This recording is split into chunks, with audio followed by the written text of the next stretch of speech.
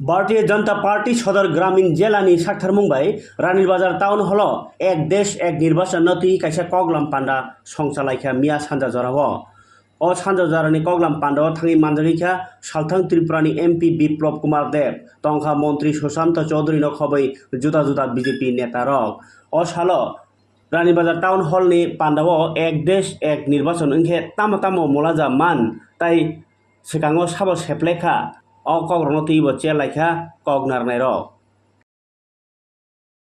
Lower house আপার house Rajya Sabha আমাদের house of people যেটা হচ্ছে লোকসভা সেই লোকসভার মধ্যে সেই বিল পেশ করা হয়েছে। আগামী দিনে আমাদের বিরোধী দলের যারা বন্ধুরা রয়েছেন তারা কি চাইছেন, সাংবিধানিক ক্ষমতার যারা অপব্যবহার করেছে বিগত দিনে, যারা ইমার্জেন্সি চালু করেছে 1975, যারা রাষ্ট্রপতি শাসক দিয়েছিল ত্রিপুরা রাজ্য সরকারকে বাঁকা পথে সিপিএম এর হাতে তুলে দেওয়ার জন্য, যারা বিহারে রাষ্ট্রপতি শাসন জারি করেছিল, তারপর আমরা দেখলাম যে এসআর বোমাই কমিটি যে কোনো সময় যখন তখন রাষ্ট্রপতি শাসন দিয়ে প্রতিষ্ঠিত সরকারকে ফেলে দেব, আমি দিল্লিতে সরকারে রয়েছি বলে ওই কমিটি এসআর বোমাই কমিটি সেখানে রিপোর্ট দিয়েছিল যে এটা চলবে না। এখন থেকে দেখবেন তখন থেকে রাষ্ট্রপতি শাসন জারি করা বন্ধ হয়ে গেছে। নির্বাচন কমিশন তার হাতে সমস্ত পাওয়ার নিয়ে নিয়েছে নির্বাচনের সময়, এবং তার ফলেই আমাদের রাজ্যে বহু প্রতীক্ষিত পরিবর্তন 2018 সালে মাননীয় বিপ্লব কুমার দেবের নেতৃত্বে আমরা করতে পেরেছিলাম 25 বছরের হায়নাদেরকে তাড়িয়ে বন্ধুরা। সুতরাং এই যে ওয়ান নেশন ওয়ান ইলেকশন, এটা যদি হয়, দিল্লিতে হয়তো দেখবেন একটা সরকার হয়েছে, বিজেপির সরকার হয়েছে, বা অন্য কোনো দলের সরকার হয়েছে, আরেক রাজ্যে দেখবেন অন্য সরকার হয়েছে। দিল্লিতে কেউ একটা সরকারকে প্রতিষ্ঠিত করবে, রাজ্যে হয়তো আরেকটা সরকার থাকবে, একই থাকবে, কিন্তু এতে করে আমার সময় যেমন রক্ষিত হবে, আমার খরচ রক্ষিত হবে, এবং ডেভেলপমেন্টের যে গতি, বিপ্লব দা মুখ্যমন্ত্রী ছিলেন, একটা টেন্ডার করতে আমাদের মিনিমাম 21 দিনের সময় দিতে হয়। এবার টেন্ডারটা ইভালুয়েট করতে আরো 20 দিন, ফিনান্সিয়াল বিড করতে আরো 10 দিন, ওয়ার্ক অর্ডার দিতে, ব্যাংক গ্যারান্টি জমা দিতে দিতে এবার টোটাল কাজটা আমি কন্ট্রাক্টরকে টেন্ডারের কপি দেব, 4 থেকে 5 মাসের সময় সেখানে চলে যায়। এবার কাজ শুরু করে কাজ শেষ করতে করতে দুর্গা পূজা, লক্ষ্মী পূজা, ঈদ, কালী পূজা, শীত, গ্রীষ্ম, বর্ষা সমস্ত কিছু মিলিয়ে একটা ডেভেলপমেন্টাল ওয়ার্ক 3 বছর, 4 বছর, 5 বছর লেগে যায় বন্ধুরা। আর আমাদের নির্বাচিত সরকার 5 বছরের জন্য। সুতরাং আমরা আরো গতি আনতে চাইছি, প্রধানমন্ত্রীজি গতি আনতে চাইছেন। নির্বাচন এই 2 মাসের মধ্যে সারা দেশের নির্বাচন সম্পন্ন করতে হবে, ইন ওয়ান গো। আর এটা এমন নয় যে পৃথিবীতে নেই, রয়েছে পৃথিবীতে, ইউরোপিয়ান কান্ট্রিজ গুলোতে রয়েছে, আমাদের পার্শ্ববর্তী দেশগুলোতে রয়েছে, আমাদের রাজ্যে কেন আমরা পারবো না? তাই বিরোধীরা কথাই বলবে, মোদীর সরকার, বিজেপির সরকার যে সিদ্ধান্তই আমরা গ্রহণ করব, বিরোধীরা তার প্রতিবাদী করবে, তার বিরোধিতাই করবে, কারণ তাদের কাজই হচ্ছে বিরোধিতা করা। আজকে বিরোধী দলের সদস্য থেকে গোলাম নবী আজাদ, কংগ্রেস দলের সদস্য, তাকে এই 7-8 কমিটির যে সদস্য কমিটি বানানো হয়েছে, উনাকে রাখা হয়েছে, উনারা ওনার অভিমত প্রদান করেছেন। জাত পাত ধর্ম বর্ণ নির্বিশেষে রাজনীতির ঊর্ধ্বে উঠে ওয়ান নেশন ওয়ান ইলেকশনকে সমর্থন করা দরকার, এবং এতে করে আমাদের খরচ কমবে।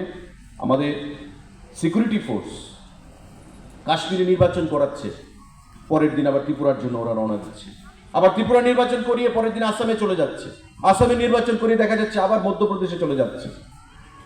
এই যে তাদের একটা অমানসিক পরিশ্রম, এবং তাদেরকে এক জায়গা থেকে আরেক জায়গায় নিতে গিয়ে যে শত শত হাজার হাজার কোটি টাকা খরচ, বা নির্বাচনী আচরণবিধি, সমস্ত কিছু উন্নয়ন, সমস্ত কিছু মাথায় রেখে এই ওয়ান নেশন ওয়ান ইলেকশন আমাদের দেশে নিড অফ দ্য আওয়ার।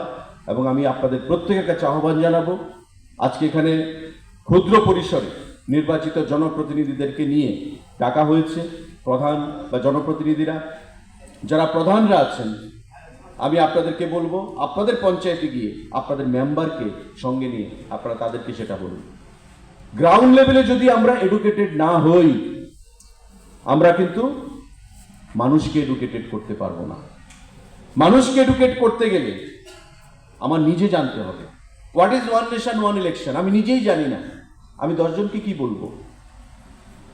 আমি আগে জানবো, পুরোপুরি জানবো, তারপর আমি অন্যকে জানাবো। সুতরাং আপনার পঞ্চায়েতে, আপনার পঞ্চায়েত সমিতি যারা মেম্বাররা রয়েছেন, আপনারাও 2-3টে পঞ্চায়েত মিলিয়ে আপনারা জয়ী হয়েছেন জেলা পরিষদের সদস্যরা, আপনারা আপনাদের এলাকায় গিয়ে এই ওয়ান নেশন ওয়ান ইলেকশনের পক্ষে জনমত তৈরি করুন এবং আগামী দিনে যখনই হবে এটা যেন আমাদের লোকসভায় রাজ্যসভায় ধ্বনি ভোটে সেটা পাশ করাতে পারি। আমাদের দেশে এই ওয়ান নেশন ওয়ান ইলেকশন আমাদের দেশের মঙ্গলার্থে, গণতন্ত্রের স্বার্থে, দেশের উন্নয়নের স্বার্থে। এই কথা বলে আমি কংগ্রেস, সিপিএম আর বাকি সব পার্টিগুলো এরকম মাথা ব্যথা কেন? কি কারণে জানো না মাথা ব্যথা? এটি খেয়ে দেয় কোনো কামই নেই, এটি বেরোজগার। সুশান্ত দা কইতেছে যে ওয়ান নেশন ওয়ান ইলেকশন যদি লাগু করতে হয় 50% স্টেট, 50% না এর বেশি, 21টা স্টেটের মধ্যে এনডিএ সরকার। এরা জানে ये मोदी ऐसा नहीं है उसको पास कराया, इनको मालूम है ये करना पड़ता है, तो তার জন্য করে রেখেছে। অলরেডি 21টা স্টেট বিজেপির আছে, এ সবাই যেন হয়ে যাবে। তবে ভারতীয় জনতা পার্টি কেন নিচে শক্তি কেন্দ্র প্রমুখ বা বুথ স্তর পর্যন্ত কেন তার মধ্যে সেমিনার করছে, কেন তাদের কার্যকর্তা বোঝানো হচ্ছে? গুগলে তো আছে, পার্লামেন্টে আলোচনা হয়েছে, বড় বড় নেতারা বলেছে,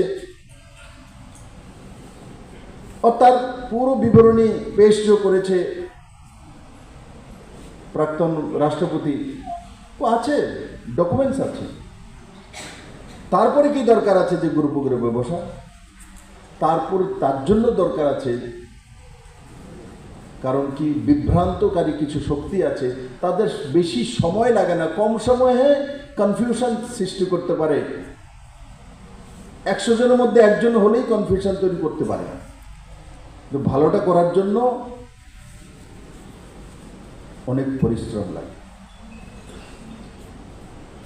ঘর বানাইছ, আগুন দৈন্য একটা বিশাল একটা মেজবাতি লাগে, বেশি লাগেনি? রাত্রেবেলা একটা তুমি তুলছো 4 বছরের বিল্ডিং, ওখানে সুশান্তদা শোনাইছে যে টেন্ডার দিয়ে 3 বছর লাগে মোটামুটি, বুঝছো নি কনস্ট্রাকশন। কিন্তু এই কনস্ট্রাকশন ভাঙতে, আগুন লাগাইতে একটা ম্যাচের চলা লাগে শুধু। এই কামটা করে এই কংগ্রেস, সিপিএম বাকি দলগুলি, এমনিও তো কাম নাই। তুমি দেখো যাদের কাজ নাই গ্রামের মধ্যে, শহরের মধ্যে, ওই লোকগুলির মানুষে ভয় পায়, কাম তো নাই,